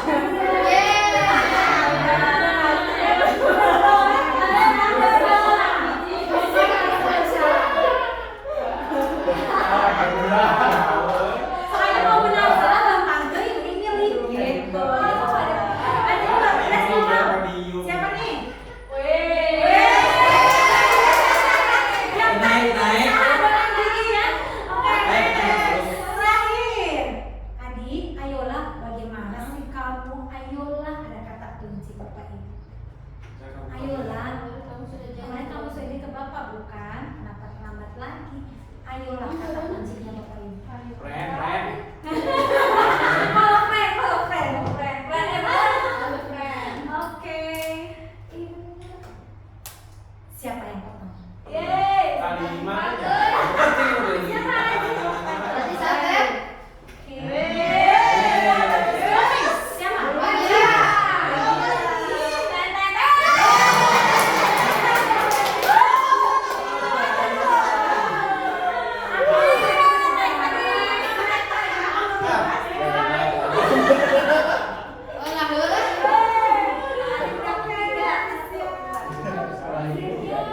Bapak Ibu ada satu lagi sebenarnya Pak Ustadz. Sebenarnya jam 12 lewat nggak apa-apa ya? Masih bisa.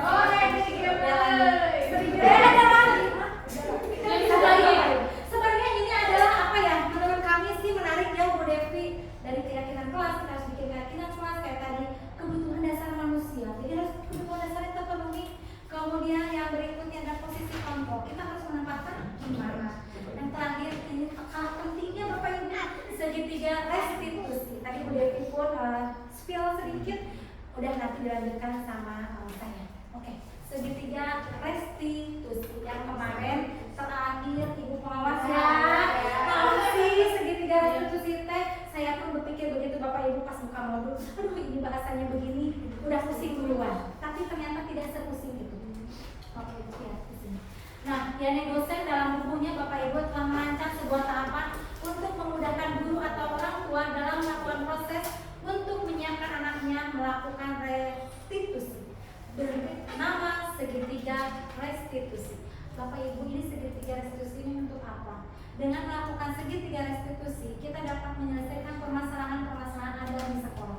Jadi kayak tadi, anak datang terlambat, tiba-tiba, ih kamu teh terlambat wae, siang wae. Ini seperti itu. Kita harus berada pada posisi manajer. Posisi manajer itu seperti apa? Begitu kan? Ada tahapan-tahapannya. Oke, Bapak Ibu, lanjut. Nah, ada 3, validasi tindakan yang salah, kemudian menstabilkan identitas. Pertama menstabilkan dulu Bapak Ibu. Menstabilkan identitas ya mana ya? Kalau salah nanti di slide berikutnya Bapak Ibu ya. Oke. Nah, nanti nyambung juga ke keyakinan kelas Bapak Ibu. Nah, pertama adalah validasi tindakan dulu Bapak Ibu. Kata-katanya seperti apa? Jadi kita jangan menjudge kamu tuh bisa, kamu masuk terlambat terus begitu ya. Tidak Bapak Ibu. Jadi di sini Bapak Ibu harus memvalidasi dulu tindakannya. Kata-katanya contohnya seperti Bapak Ibu. Misalnya, tidak apa-apa, berbuat salah. Ibu pun pernah melakukannya. Tapi nanti ada yang masuk ke belakang. Kayak begini lagi. Tidak ada manusia yang sempurna. Bapak Ibu tidak tertarik mencari apa yang salah, tapi ingin mencari solusi. Jadi validasi tindakan dulu Bapak Ibu. Apakah kamu sedang menjadi teman yang baik untuk dirimu sendiri? Kamu berhak merasa begitu. Kayak misalnya kalau orang anak yang marah-marah nih Bapak Ibu, kamu berhak marah-marah supaya apa namanya anak itu reda dulu gitu loh. ya. Kamu berhak kok, begitu ya. Makanya sok diejek-ejek tuh, kamu berhak kok, begitu ya. Tapi tidak langsung menjudge, begitu Bapak Ibu. Ini yang disebut dalam validasi tindakan. Kemudian yang kedua, Bapak Ibu, ada menstabilkan identitas. Stabilkan identitas mereka dengan kata-kata pada hari udah marah, mereka nonjok misalnya, gini dulu, padahal kamu bisa melakukan yang lebih, padahal kamu bisa melakukan yang lebih buruk loh dari itu gitu. Istilahnya kamu jalannya begitu ya. Terus gini, kamu pasti punya alasan mengapa melakukan hal itu. Jadi punya dulu alasannya, kenapa sih alasannya kamu datang terlambat, begitu ya. Karena alasannya dulu Bapak Ibu. Kamu patut bangga pada dirimu sendiri, tanpa diejek-ejek orang tuanya nih, ya. Bukan ngejek nama orang tua nih. Kamu patut bangga pada dirimu sendiri. Kamu telah melindungi sesuatu yang penting bagi kamu. Ini nanti ada penyelesaiannya Bapak Ibu. Nah, ini yang disebut dengan menstabilkan. Yang kedua, langkah yang kedua. Kemudian yang ketiga, Bapak Ibu menanyakan keyakinan. Nyambung ke yang tadi. Kamu kan sudah buat keyakinan kelas. Keyakinan kelas mana yang sudah kamu langgar? Begitu Bapak Ibu. Kamu ingin menjadikan sudah di keyakinan kelas, saya ingin sekolah yang aman, saya ingin sekolah yang nyaman, saling menghargai, saling menghormati. Jadi sambungkan ke situ Bapak Ibu. Jika anak-anak dalam permasalahan begitu, kamu perlu melanggar keyakinan yang mana? Coba. Oh iya Bu, keyakinan ya ini misalnya gitu. Coba kalau kamu sudah melanggar keyakinan ini, apa yang harus kamu lakukan?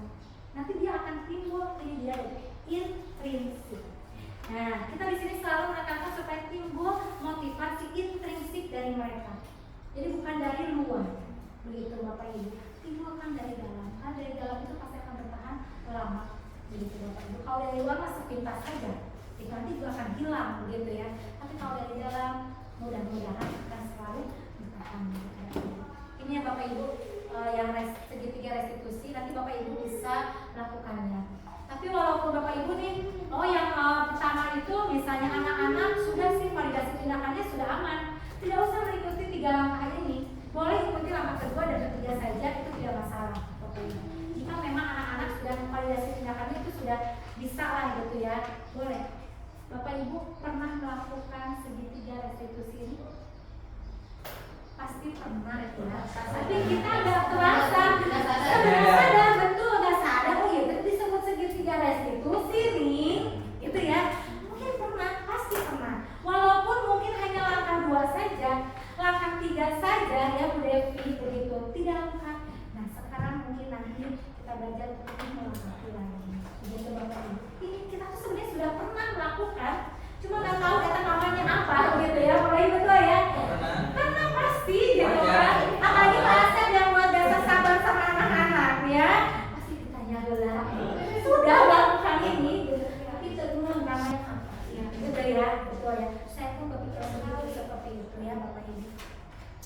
Kayak tinggal dipoles saja sedikit-sedikit. Nah Bapak Ibu, saya pun telah melakukan segitiga restitusi seperti ini. Mungkin Bu Devi juga sudah melakukannya kepada anak. Nah, ini coba.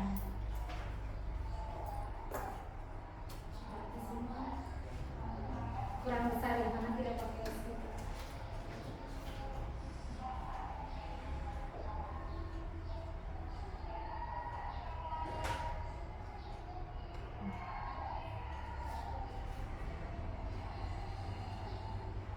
Nanti menyambungkan ke keyakinan kelas juga. Penting nggak sih menurut kamu gitu kan?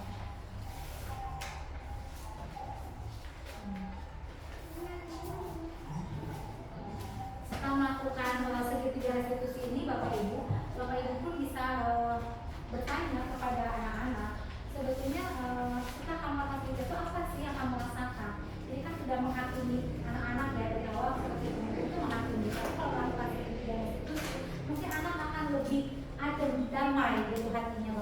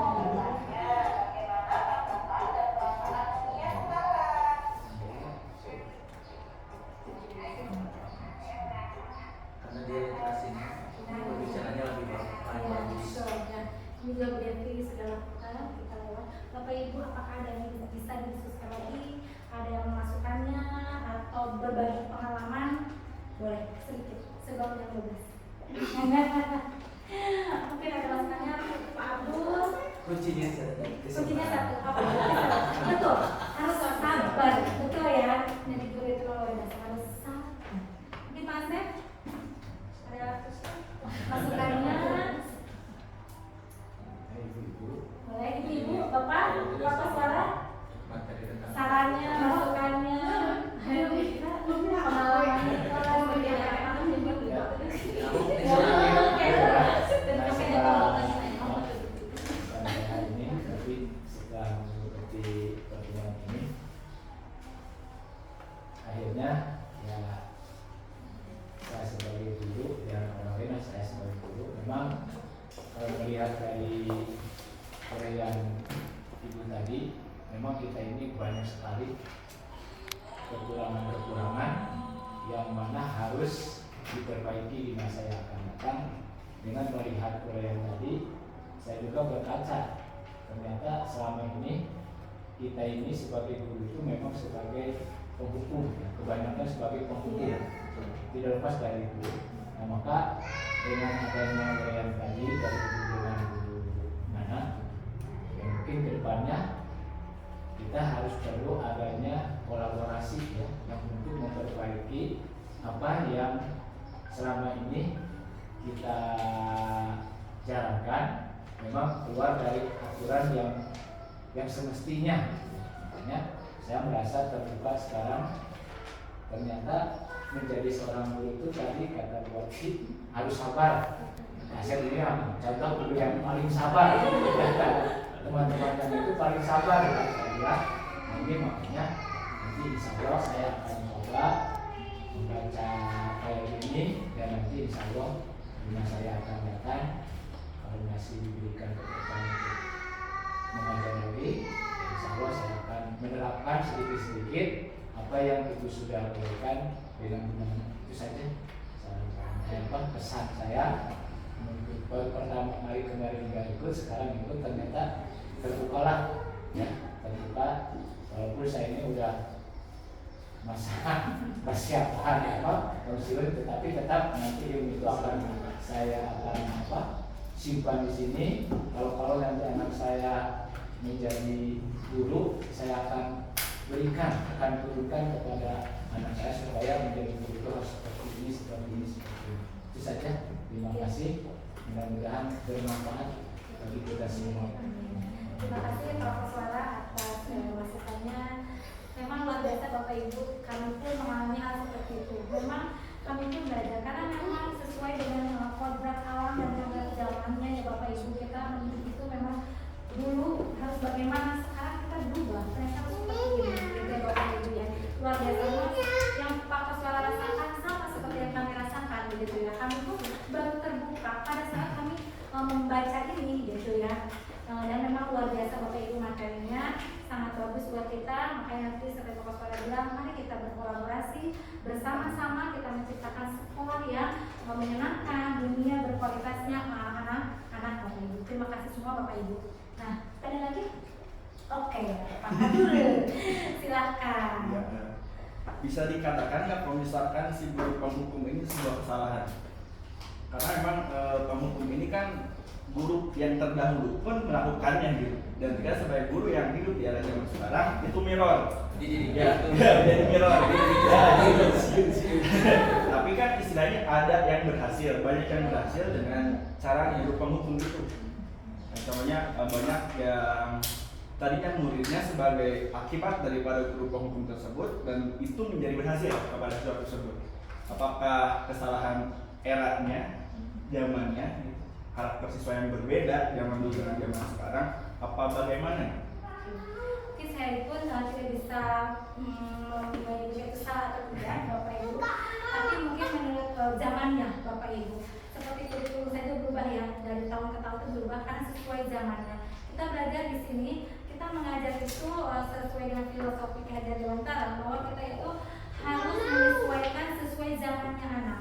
Mungkin zaman dulu bisa diterapkan dengan keras itu ya, memang anak itu berhasil semuanya. Itu bisa diterapkan zaman dulu, itu berhasil dan luar biasa. Tapi untuk zaman sekarang, di era saat ini, sepertinya penghukum seperti itu sudah tidak masuk ke anak-anak kita. Begitu menurut saya. Mungkin ada pendapat lain. Saya tambah sedikit ya.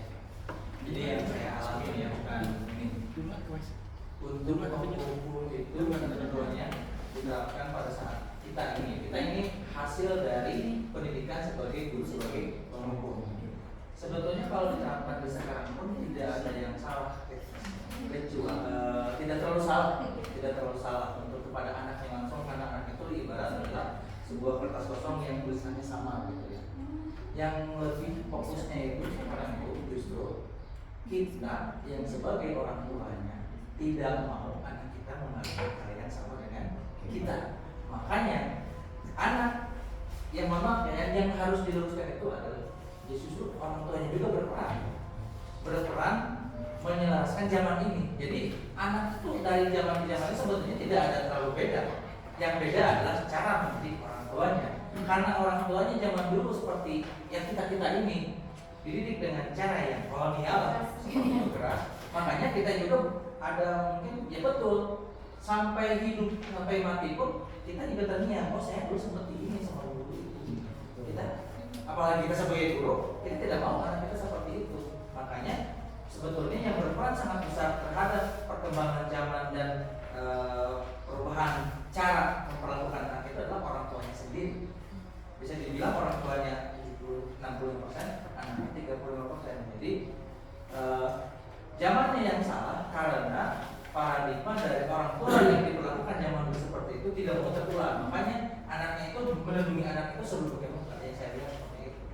Jadi tidak ada yang salah dengan membuku sebetulnya, tidak terlalu salah kepada anak-anak itu sebetulnya hakikatnya ya hampir sama, cuman pendidikan awal itu kan di orang tua. Orang tua merasa bahwa ini bukan zamannya seperti ini, kita diperiksa dulu seperti ini. Kadang kita suka ngomong dulu bawa ketika anak-anak ya salah sedikit ibadah, tapi kembalikan lagi kalau anak kita nggak gitu kan? Enggak kan? Ketika anak kita ada yang dimarahi sama gurunya, ketika ini pasti si guru kan, balik nah. Jadi awal masa kesalahjamanan ini adalah berasal dari orang tua sendiri pun kita, gitu. Tapi tidak mau seperti itu karena memang betul efek negatif dari hukum ini adalah jadi penendang. Kita itu terngiang-ngiang dulu, saya ingat dulu waktu melempar bercandain teman tiba-tiba wah bukan Pak penghapus tiba-tiba melayang sendiri sekarang ya mungkin kita sebagai guru kita harus paham, oh iya kita jangan guru. Nah sekarang juga kita jangan memperlakukan anak didik kita seperti itu. Ada cara yang ternyata ada cara yang lebih baik karena pasti posisi kita dengan posisi orang tua mereka juga sama. Didikannya era itu mungkin era yang sama dengan kita. Itu yang Terima kasih Pak Bayu, terima kasih Pak Abdul atas pertanyaannya. Nanti Bapak Ibu juga bisa melihat lagi ya Bapak Ibu sisi positif dan negatifnya di posisi perempuan. Oke, terima kasih Bapak Ibu. Kita kesimpulannya berarti budaya positif adalah nilai-nilai, keyakinan-keyakinan dan kebiasaan-kebiasaan yang berpihak pada murid agar murid dapat berkembang menjadi pribadi yang kritis, penuh hormat dan bertanggung jawab. Nah, cara menerapkan budaya positif tadi kita sudah ada beberapa Bapak Ibu membuat kelas, menggunakan segitiga konstitusi, harus berada pada posisi manajer, kegiatan ekstrakurikuler bisa ya Bapak Ibu, kemudian kebiasaan berdoa di awal dan di akhir pembelajaran, kebiasaan membaca Asmaul Husna, kemudian bergantian kemudian dalam memimpin bisa melakukan kebiasaan-kebiasaan seperti itu menciptakan budaya positif. Jadi Bapak Ibu jangan terlampau dulu gitu, hal yang ringan saja dulu. Gitu ya, cara salam, senyum dan itu aja dulu gitu, yang ringan-ringan dulu aja. Kami percaya bahwa bersama-sama kita dapat menciptakan perubahan yang positif. Kami ingin mengajak Bapak Ibu untuk terus berani memimpin dan bertindak.